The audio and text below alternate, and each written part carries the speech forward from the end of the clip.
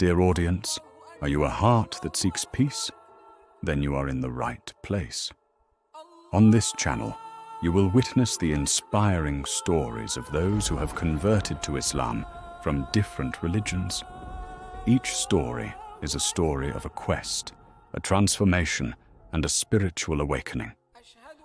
Join these journeys that warm your heart and raise your soul with the calling voice of the Adhan. Subscribe, because every story is a new beginning, and every beginning is a miracle. Je témoigne qu'il n'y a pas d'autre Dieu qu'Allah, et je témoigne que Muhammad sallallahu alayhi wa sallam est son serviteur et son messager. Ashhadu an la ilaha illallah wa ashhadu anna Muhammadan abduhu wa rasuluh.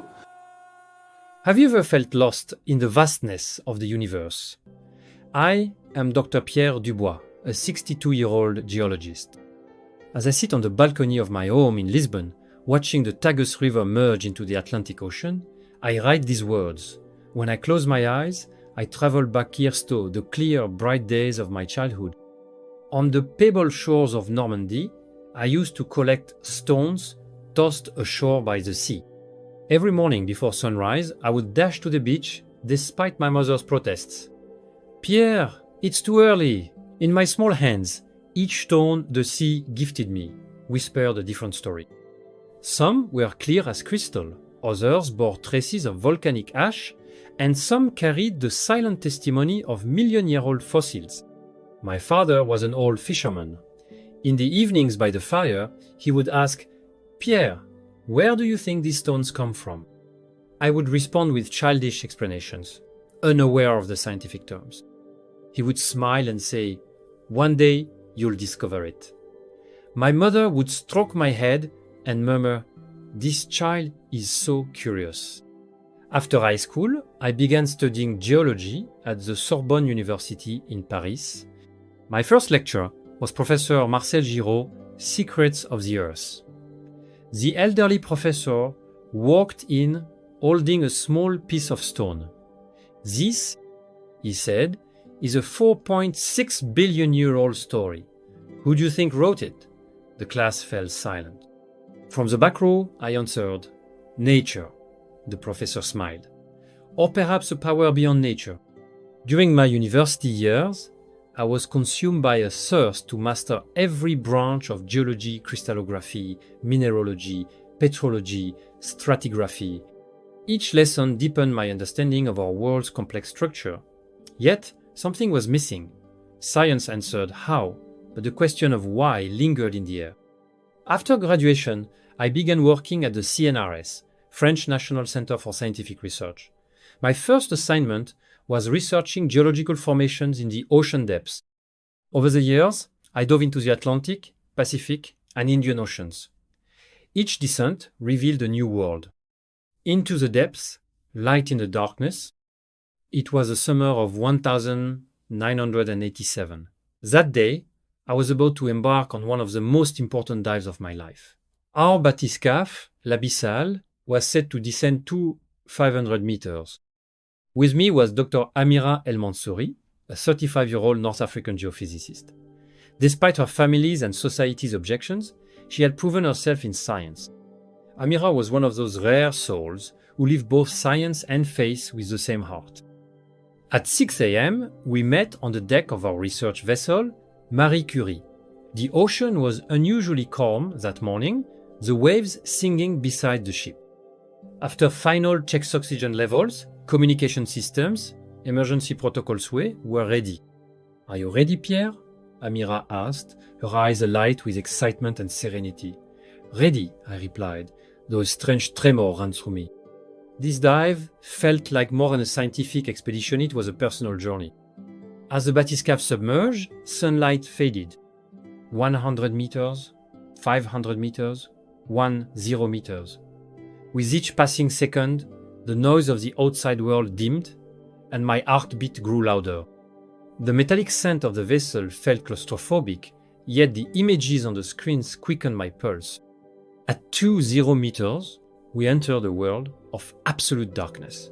The bathyscaphe, its powerful lights, illuminated the ocean floor, and then, oh, the sight! Steam rose from volcanic vents, as if shaping life's first breath.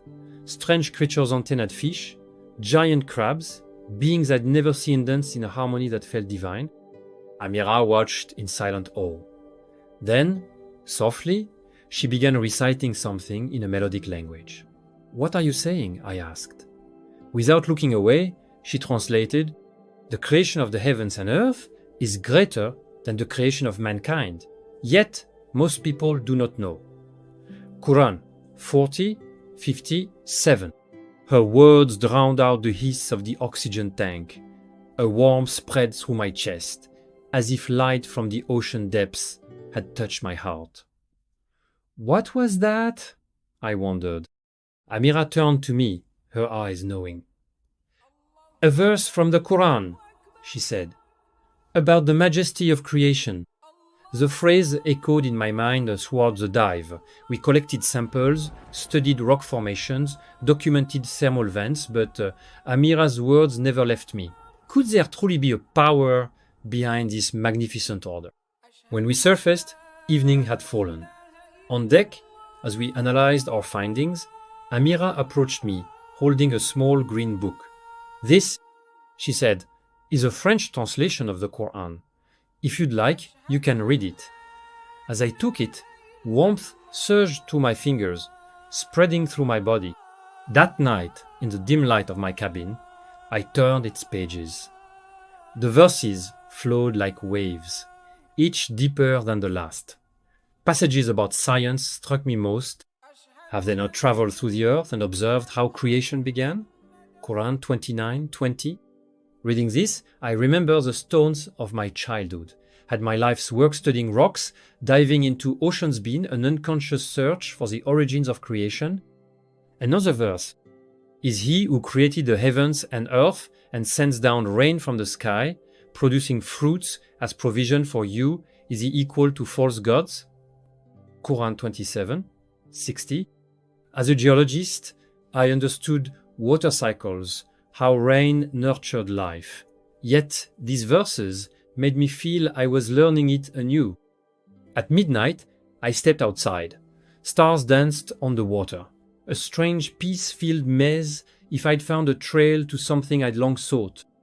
In my dream, I floated in a blue-green oceanot in the bathyscaphe, but freely, without need for breath. Beams of light swirled, steam rose like song, sea creatures moved in perfect harmony. A voice echoed from the depths. Look, everything is in order.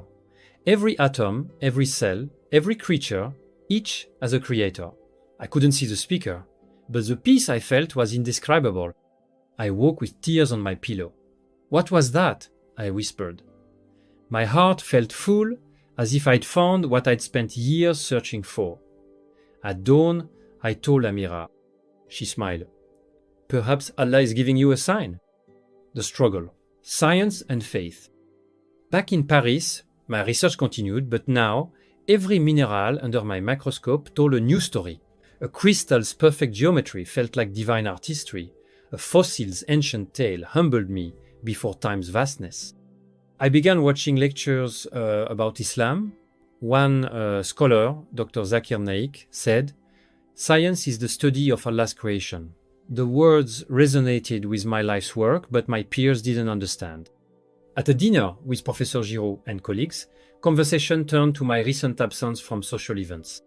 "Pierre, we barely see you anymore," Giraud said. "Is something wrong?" "No, I've just been thinking." "About what?" asked Dr. Catherine Moreau, a mineralogist. "Science and faith." Giraud set down his wine. "Pierre, you're a scientist. What's this mysticism?" "Science explains how the universe works. What more is there?" I stayed silent. How could I explain the order I'd seen in the deep, the peace the Quran's verses brought, the dream? "Science answers how," I finally said. "But what about why?" "There is no why," Moreau countered. "The universe is chance. Assigning meaning is unnecessary." Later, my mother called, distraught. "Pierre, Marcel told me you're reading strange things. What's happening?" "Just exploring new books, mother." "What kind?" "About Islam." Silence. Then, Pierre, science was your religion. Why this? Science still is. I'm just seeking a broader truth. My father took the phone. This goes against our culture. We are Christians. Why delve into other faiths? I'm only trying to learn. This isn't learning. You're losing your way. After hanging up, I clutched the Quran Amira had given me. Doesn't every seeker face this crossroads truth versus tradition? The turning point, months of study led me to medieval Islamic scholars Al-Kindi, Al-Farabi, Avicenna, Al-Biruni, Averroes, advanced science while embracing faith. Avicenna wrote, "To study nature is to know the Creator." Al-Biruni's geological observations, made a millennium ago, align with modern science soul in pursuit of understanding divine creation. One evening in Lisbon, watching the sunset gild the Tagus, I made my decision. It's time, I told myself. I will become Muslim. At the city's central mosque, an old man greeted me. "Brother, is this your first time?" "Yes." "Do you wish to embrace Islam?" "Yes." The Imam asked if I understood the faith's tenets. "I've researched for months," I said. "My heart has chosen." Holding prayer beads like ocean stones, I recited the Shahada, Ashhadu an la ilaha illallah wa ashhadu anna Muhammadan abduhu wa rasuluh. I bear witness there is no God but Allah, and Muhammad is his servant and messenger. As the congregation said Amen, my tears fell on the prayer rug. In that moment, I saw the light from my dream. My heart felt whole. Epilogue: The language of stones. Now, back on Normandy's shores, I pick up a stone smooth, round, etched by eons. "Look," I whisper, "this is Allah's artistry." As a child, stones told me geological tales. Now, each is a verse of creation. I close my eyes, listening to the wind. The universe whispers, "You're on the right path, Pierre." In Lisbon, writing these words, I realize my greatest discovery wasn't in ocean depths or labs. It was in the depths of my heart. Now, every dawn prayer, as I bow in prostration, I hear the oceans whisper, "La ilaha illallah." There is no God but Allah.